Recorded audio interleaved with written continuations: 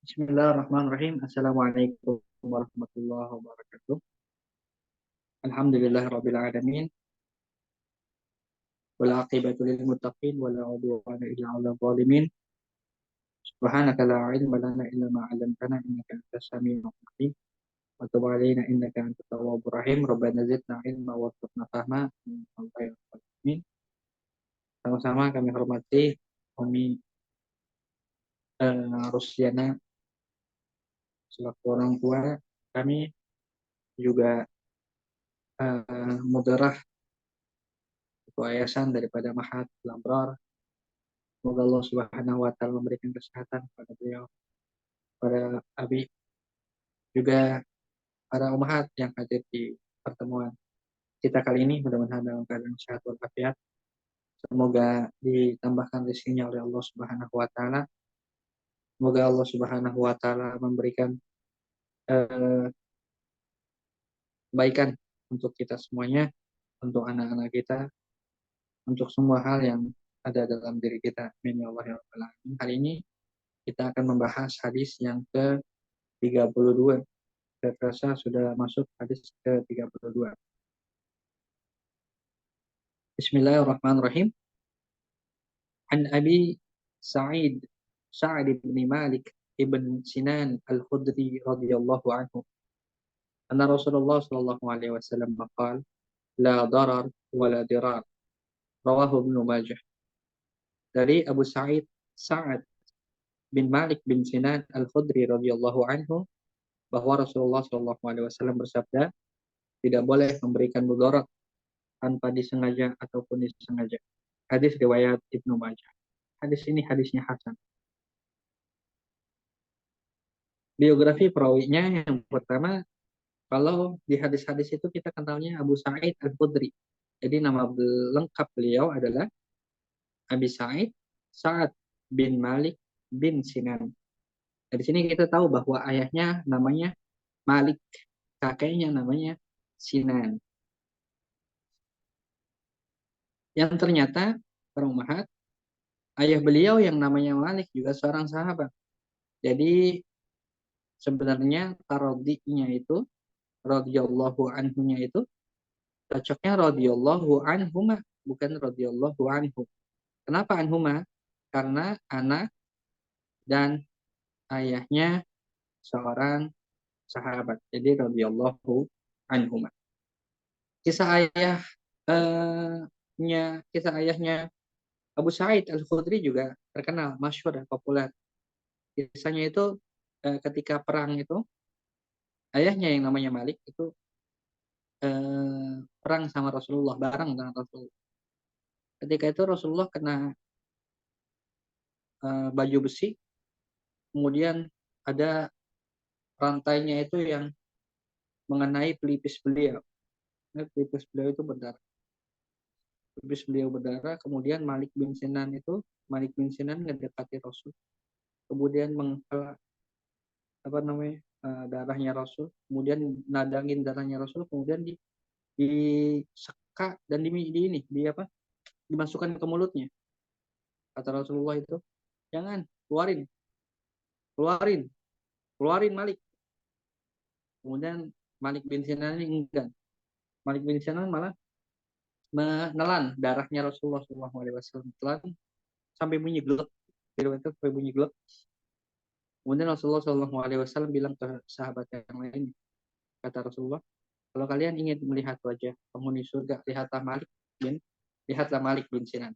Jadi Malik bin Sinan senang, ya Rasulullah, saya ini senang darah engkau saya masuk ke dalam tubuh saya. Semoga dengan masuknya darah engkau ke tubuh saya, neraka tidak akan menyentuh tubuhku karena ada darah engkau ya Rasulullah. Ya Rasulullah bilang, kalau kalian ingin melihat penghuni surga, lihatlah wajah Malik bin Sinan radhiyallahu taala. Itu ayahnya Abu Sa'id Al-Khudri.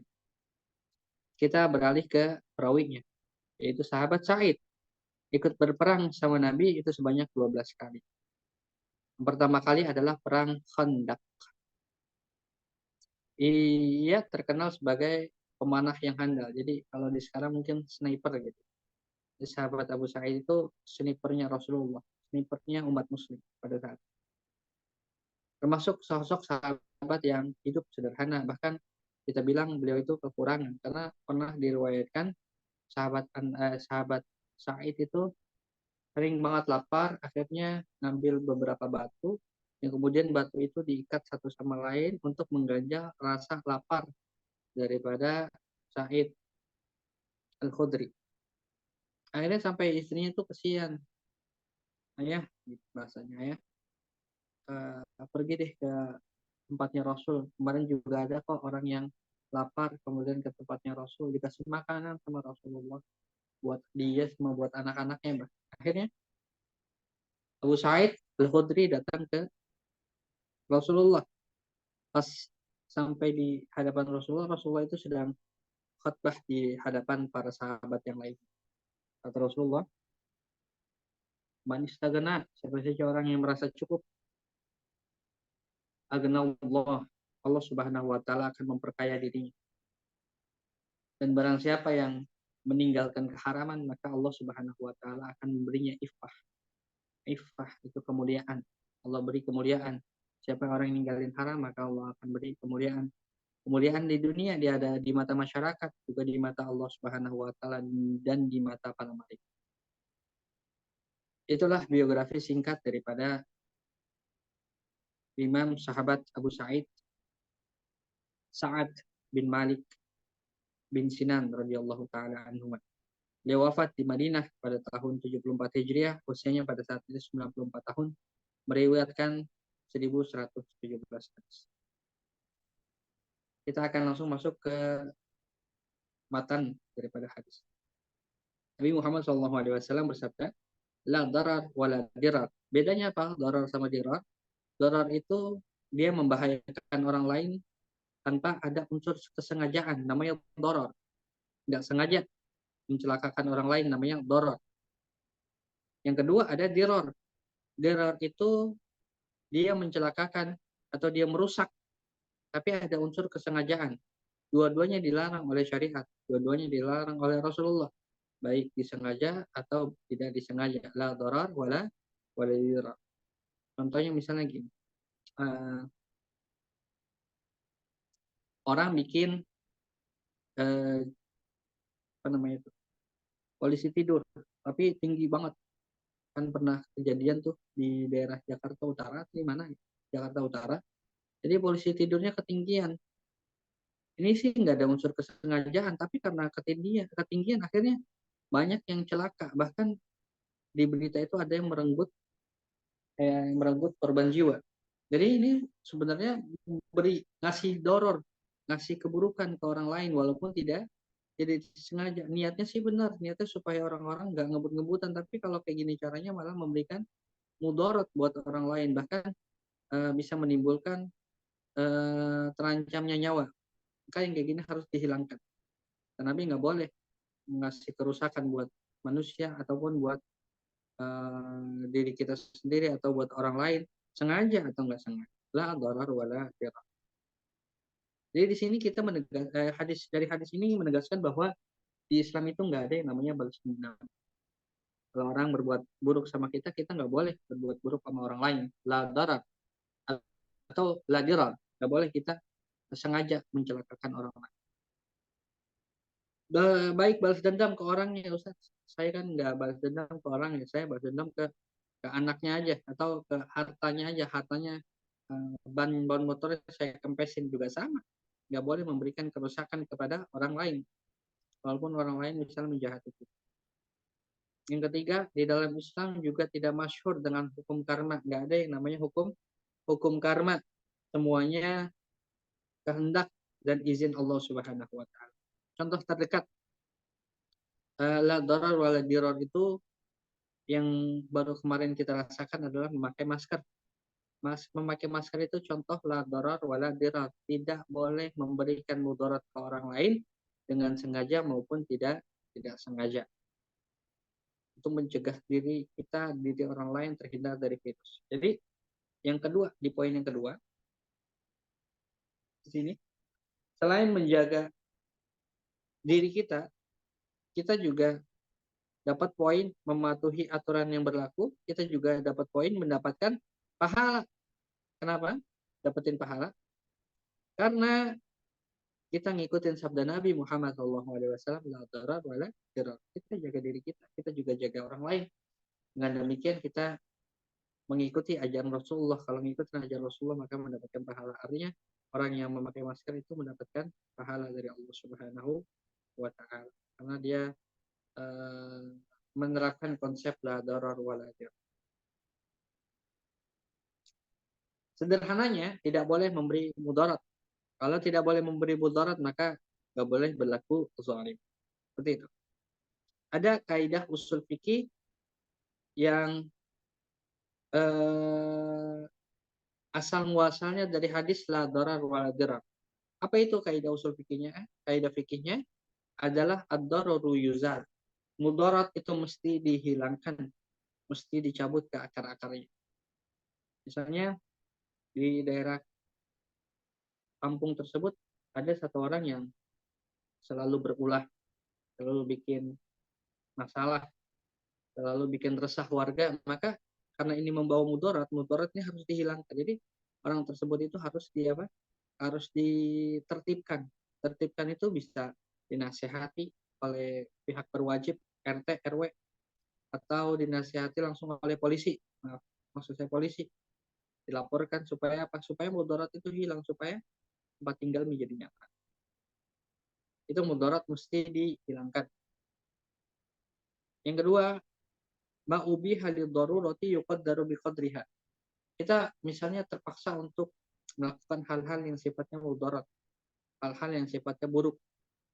Maka kita boleh mengkonsumsi hal-hal tersebut selama kita dalam keadaan emergensi, dalam keadaan yang darurat.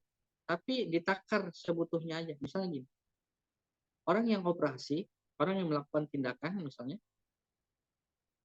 hukum awalnya, saya ulangi, makai sesuatu yang bisa menghilangkan akal kan itu haram. Khamar itu menghilangkan akal, makanya haram. Narkoba menghilangkan akal, haram.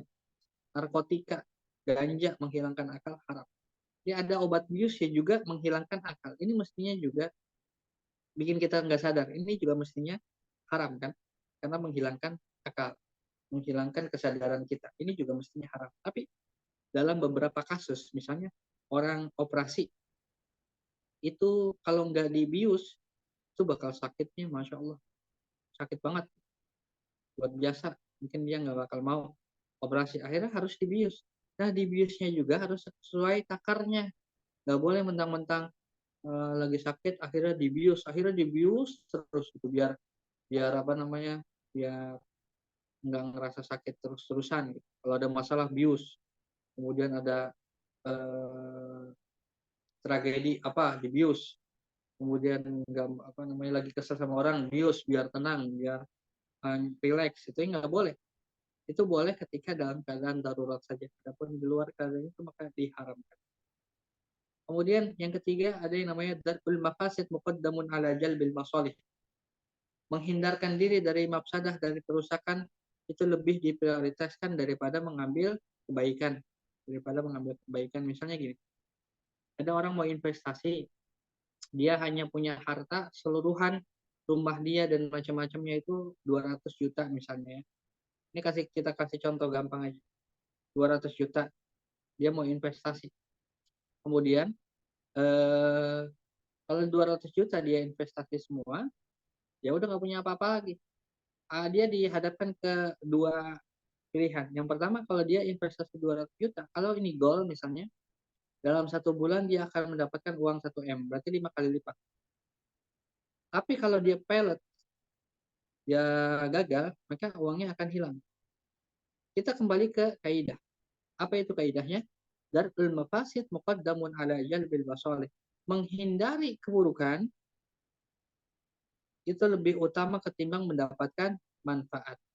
Jadi lebih baik nggak usah investasi kalau semua uangnya di apa namanya diserahin. Ntar kalau misalnya dia gagal investasinya atau dia mengalami kerugian, uangnya nggak kembali, dia mau tinggal di mana sama anak-anak? Maka dari kaidah la darar wala dirar ada beberapa kaidah turunan seperti ad-darar yuzal, kemudian ma ubiha lidarurati yuqaddaru bi qadriha, kemudian darul mafasid muqaddamun ala jalbil maslahat. Alhamdulillah rabbil alamin, untuk pertemuan kali ini sudah selesai, yaitu pertemuan yang ke-32, hadis yang ke-32. Mudah-mudahan yang hadir pada kesempatan hari ini, yang mendengarkan rekaman ini, diberikan kesehatan oleh Allah Subhanahu wa taala, dilancarkan rezekinya, dimudahkan jalan ilmunya. Doakan saya yang mudah-mudahan jadi orang yang lebih baik. Doakan keluarga saya juga mudah-mudahan jadi keluarga yang makin mawaddah warahmah, jadi keluarga yang baik. Mudah-mudahan yang mendoakan juga akan dibalas yang setimpal bahkan lebih oleh para malaikat dan oleh Allah Subhanahu wa taala. Barakallahu fikum sudah mendengarkan hingga akhir. Semoga akhir hidup kita semuanya husnul khatimah. Perjalanan kita penuh dengan hasanah dan sa'adah juga barokah. Amin ya Allah ya rabbal alamin. Terima kasih banyak. Ala minkunna. Wassalamualaikum warahmatullahi wabarakatuh.